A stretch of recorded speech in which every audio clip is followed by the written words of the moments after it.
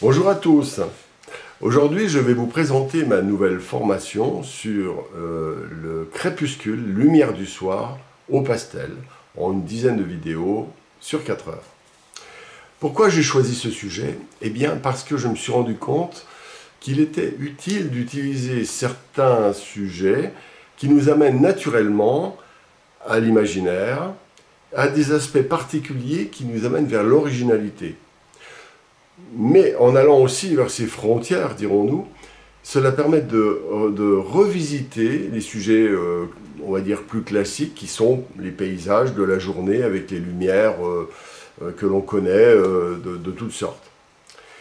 Ces études-là m'ont semblé très intéressantes parce qu'elles permettent aussi de travailler les couleurs, la matière de manière un petit peu marginale. Ainsi, donc, vous voyez ici deux des sujets que j'ai réalisés. Ces sujets, bien qu'ils paraissent compliqués, à mon avis, sont accessibles à des, je dirais, des débutants plus. Niveau, peut-être pas tout début débutant, mais au bout d'un, 2 ans, 3 ans, il est, à mon avis, facile de le faire parce que je vais montrer tout, étape par étape chacun de ces sujets. Donc, je vais, pour être plus simple, je vais vous décrire ces deux sujets principaux et les deux exercices. Eh bien, là, c'est contraste maximum de couleurs et de valeurs dans le ciel. Et le bas, c'est contraste minimum de couleurs et de valeurs dans la terre. Eh bien, ces deux mondes qui se juxtaposent lorsqu'il y a des crépuscules sont extrêmement intéressants à travailler et donnent tout de suite un effet très mystérieux.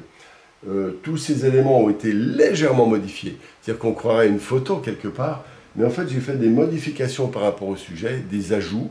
Je vous montre comment on peut ajouter des choses, modifier des choses, apporter d'autres éléments tels que les effets de matière, etc. Tout ça pendant 1 heure.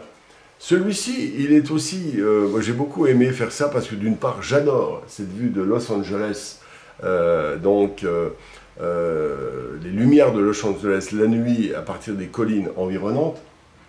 Et pourquoi? Parce que ça permet, en même temps de partir d'une photo assez spectaculaire, de réinventer un jeu presque abstrait et impressionniste. Donc c'est amusant, tout en étant proche de la photo, de jouer sur une rythmique, une compréhension de l'équilibrage des lumières, des couleurs, etc. Avec une réinvention un peu impressionniste, justement, par des touches un petit peu en plus, mais en respectant quand même la cohérence globale de cette photo. Ce sujet-là, actuellement, est foncé, vous le voyez, mais auparavant, je l'ai fait qu'un ciel clair. Donc j'ai en plus travaillé la bifurcation, j'appelle ça, c'est-à-dire, souvent on peut démarrer sur un ciel qui était beaucoup plus clair, en fait, pas clair, mais assez gris comme ça, et puis tout le haut était gris clair, un peu comme cette couleur-là, et j'ai changé. Donc c'est aussi pour montrer comment on peut bifurquer. Voilà, donc ces deux sujets sont très intéressants, parce qu'ils permettent aussi de travailler la matière. Je montre comment on monte les foncés, comment on monte les clairs, sans qu'il y ait un empiètement qui rende impossible ou l'un ou l'autre. Par exemple, si je mets trop de noir partout, le clair n'arrivera pas à marquer dessus, tout simplement. Donc c'est une approche technique, pas à pas, et vous arriverez, à mon avis, sans problème à le réaliser. Ensuite, il y a 2 autres études. Il y en a une qui répond à un besoin. Vous savez, tous ces paysages avec des rayons lumineux issus du soleil, eh bien, c'est souvent très difficile, très complexe. Eh bien, j'ai voulu faire une étude qui permette de comprendre et d'expliquer comment ça marche bien. Alors, ce sujet est assez complexe, mais à cœur vaillant, rien d'impossible. Et je pense que par la répétition, éventuellement d'1 ou 2 fois, même une personne d'un niveau moyen ou même débutant en plus, je disais, pourra le réaliser, parce que je montre chaque étape, chaque bâtonnet, chaque crayon, etc., qui permet de monter comme ça, en expliquant les erreurs à éviter. Et le dernier sujet, c'est sans doute un de mes préférés, c'est le sujet du ciel étoilé. Bon, je le mettrai à la fin en photo pour que vous voyez bien. Donc ce sujet, je l'ai réalisé. Ça permet de jouxter 2 photos. J'ai voulu utiliser 2 photos. Une qui était plus ordinaire, mais assez jolie, avec un fond étoilé, mais à peine visible. Et j'y ai intégré un fond étoilé à base de photos libres de droit, dirais-je, pour intégrer la Voie lactée et les points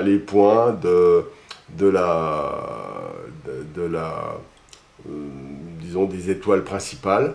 Et ça, c'est à mon avis un sujet très intéressant parce qu'il permet de comprendre ce qu'on appelle la texture.